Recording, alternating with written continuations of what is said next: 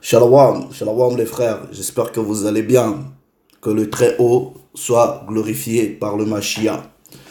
Bon, le titre de cette petite édification, Dawad, tu es un pharisien. Dawad, tu es un pharisien.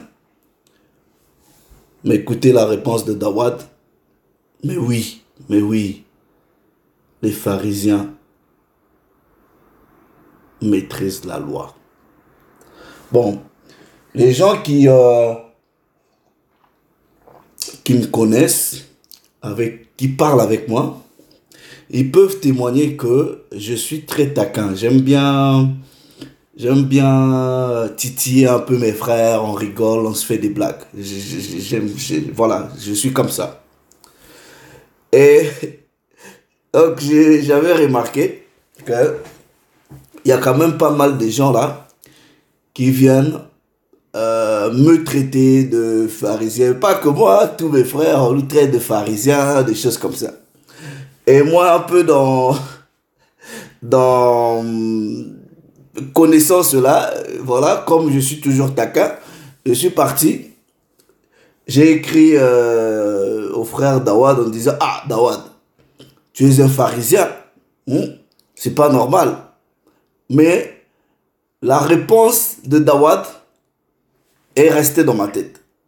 Et le frère peut témoigner, c'est que cette conversation-là, on l'a tenue, je pense, il y a des mois passés, 6 mois, 7 mois. Mais sa réponse est restée dans ma tête.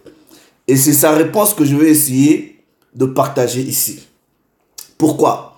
Parce que derrière le fait que les gens viennent dire « Oh, vous êtes des pharisiens », il y a la religiosité derrière. Il y a le christianisme derrière. Pourquoi je dis ça? Parce que dans le christianisme, on leur a fait croire que être pharisien était tout sauf mauvais. Tout. Donc quand on parle de pharisien, c'est mauvais. Vous avez déjà entendu parler, on a déjà traité des gens de sadducéens. Pourquoi vous ne traitez pas les gens? Ah, vous êtes des sadducéens. Il dit seulement, vous êtes des pharisiens, vous êtes des pharisiens. Mais jamais il traite des gens de sadducéens. Regardez, ce n'est pas parce que dans les Écritures, le Mashiach a toujours eu des problèmes avec les pharisiens. C'est pas ça qui fait que tous les pharisiens étaient mauvais. Les pharisiens, comme le frère Dawad m'a répondu, il dit, mais eux, ils maîtrisent la loi. Donc en gros, je vous donne juste un précepte pour vous faire comprendre que quand vous venez, vous traitez les gens de pharisiens, vous devez aussi nous traiter de sadducéens. Ok? Parce que vous ne comprenez pas ces choses-là. Regardez ceci. Pour tous ceux qui pensent que les pharisiens, être pharisien était tout sauf être mauvais, être satanique, expliquez-moi maintenant ce précepte. Matthieu chapitre 5. Ok? Matthieu chapitre 5. Ça, c'est le Mashiach qui parle. Il dit, verset 20. Car, je vous le dis, si votre justice ne surpasse pas celle des scribes et des pharisiens, vous n'entrerez point dans le royaume de Dieu, des cieux. Si ces gens-là ont été aussi mauvais comme on vous l'a fait croire, pourquoi le Christ maintenant va les prendre comme étant une mesure en disant si votre justice ne dépasse pas leur justice là, vous n'allez pas rentrer dans le royaume de Dieu. Vous expliquez ça comment? Vous expliquez ça comment? Je vous donne un autre exemple. Ce même Mashiach là, dans Luc chapitre 14. Regardez, le Mashiach est entré un jour de sabbat dans la maison de l'un des chefs des pharisiens pour prendre un repas. Ils étaient mauvais. Mais lui, il va manger avec des gens qui sont mauvais, qui sont aussi méchants, qui sont du diable. Oui, C'est vrai que dans les pharisiens, il y en avait, la majorité, c'était des gens qui n'étaient pas bien, mais quelques-uns d'entre eux étaient bien. Paul de Tarse, que vous adulez, c'est un pharisien. Nicodème, c'était un pharisien. Regardez, quand vous lisez l'histoire de Nicodème au livre de Jean au chapitre 3, mais je vais juste vous donner un petit précepte pour terminer. Jean chapitre 7, ok? Regardez.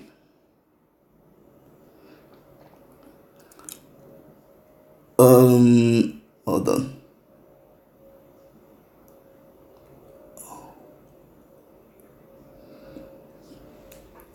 Ok. Je prends à partir du verset 40. D'autres disaient, c'est le Christ. Et d'autres disaient, est-ce bien de la Galilée que doit venir le Christ? L'Écriture ne dit-elle pas que c'est de la postérité de David et du village de Bethléem où était David que le Christ doit venir? Il y eut donc, à cause de lui, division parmi la foule. Regardez bien.